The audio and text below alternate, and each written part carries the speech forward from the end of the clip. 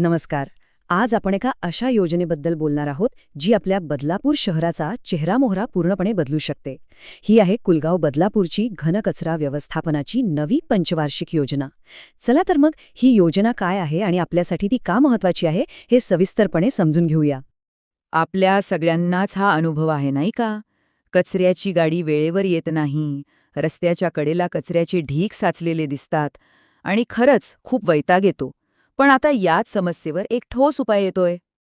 आता बघा, आपली सध्याची परिस्थिती अशी का आहे, तर गाड्या जुनाट आहेत, त्या कधी येतील याचा काहीच पत्ता नाही.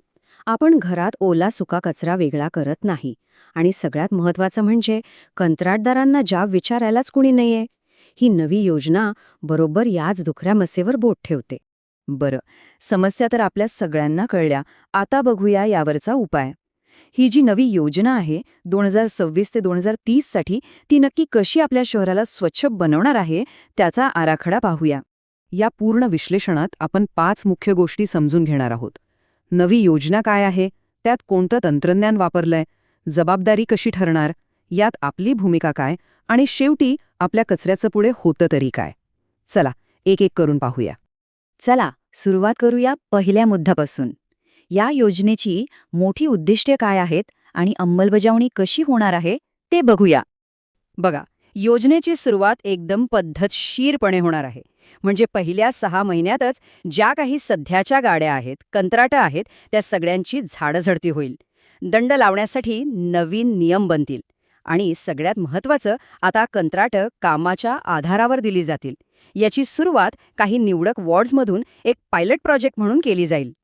आता वळूया त्या बदलांकडे जे आपल्याला रोजच्या आयुष्यात दिसणार आहेत.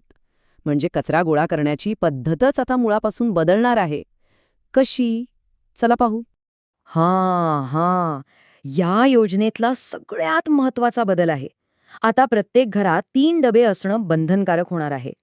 हिरवा डब्बा ओल्या कचऱ्यासाठी, म्हणजे घरातलं जेवणाचे उरलेले पदार्थ, भाज्यांची साले वगैरे.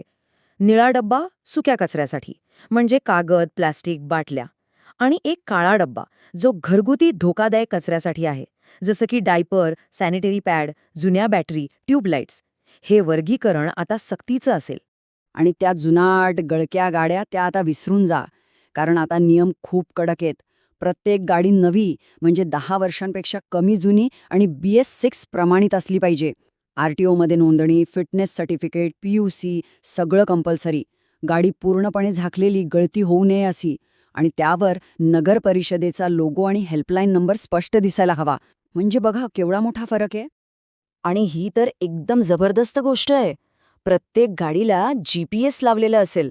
म्हणजे आपली कचरा गाडी आता कुठे आहे, कोणत्या रस्त्याने येतेय, हे सगळं आपल्याला आपल्या मोबाईल ॲपवर किंवा वेबसाईटवर लाईव्ह बघता येणार आहे.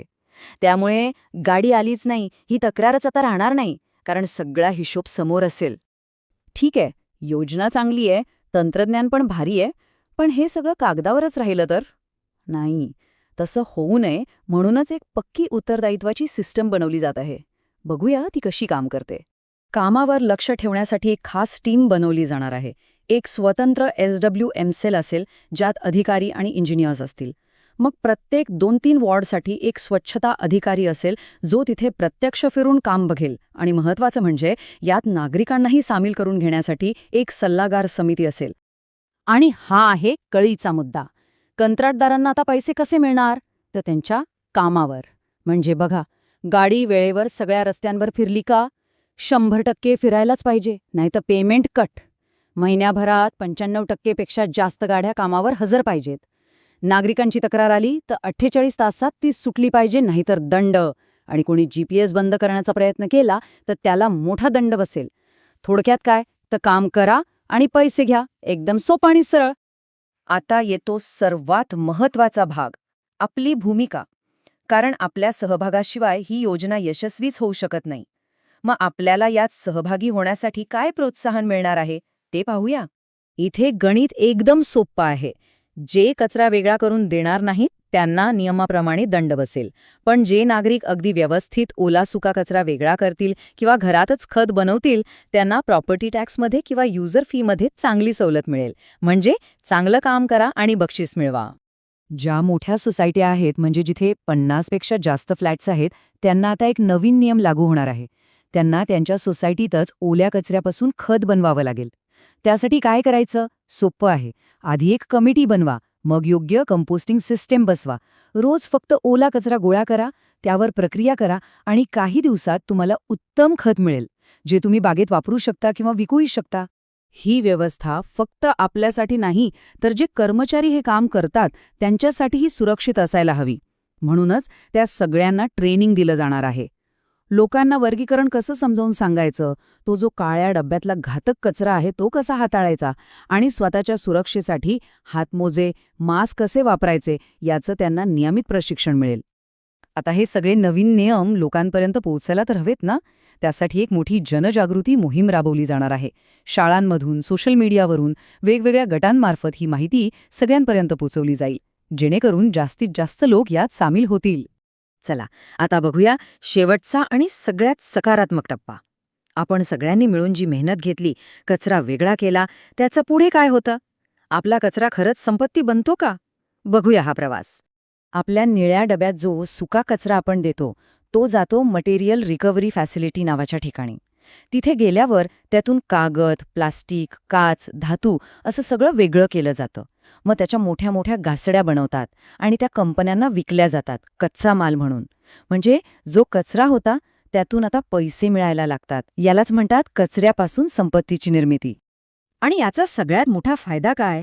तर हा चार्ट बघा. जर ही योजना यशस्वी झाली तर आपल्या डम्पिंग ग्राउंडवर जाणारा कचरा जवळपास 40 ते 60% कमी होऊ शकतो.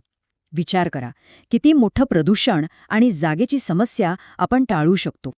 थोडक्यात सांगायचं तर याचे फायदे खूप आहेत. आपले रस्ते आणि परिसर स्वच्छ दिसतील. डेंग्यू, मलेरिया सारख्या आजारांचा धोका कमी होईल. रस्त्यावर सुरक्षित कायदेशीर गाड्या दिसतील आणि आपलं शहर पर्यावरणपूरक बनेल. शिवाय कचऱ्यातून आर्थिक फायदा तो वेगळाच. हा संपूर्ण आराखडा एकच वाक्यात सांगतो की जर योग्य तंत्रज्ञान वापरलं, योग्य पद्धत अवलंबली आणि महत्त्वाचं म्हणजे लोकांनी साथ दिली, तर आपलं कुलगाव बदलापूर शहर कचरा व्यवस्थापनात संपूर्ण देशासाठी एक आदर्श शहर बनू शकतं. ही क्षमता आपल्यात नक्कीच आहे.